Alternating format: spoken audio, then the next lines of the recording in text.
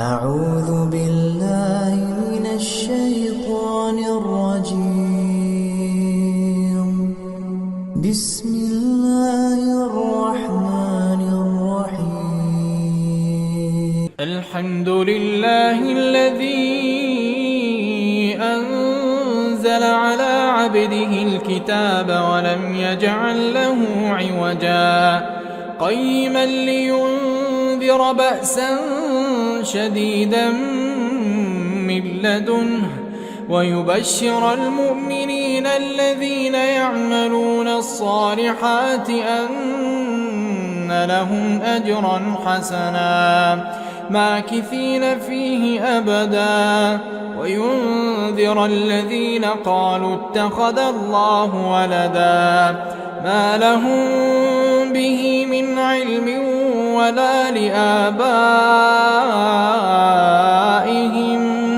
كبرت كلمة تخرج من أفواههم إن يقولون إلا كذبا فلعلك باخع نفسك على آثارهم إن لم يؤمنوا بهذا الحديث أسفا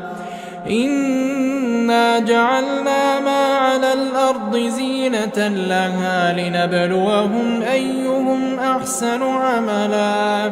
وإنا لجاعلون ما عليها صعيدا جرزا أم حسبت أن أصحاب الكهف والرقيم كانوا من آياتنا عجبا إذ أوى الفتية إلى الكهف فقالوا ربنا آتنا من لدنك رحمة وهيئ لنا من أمرنا رشدا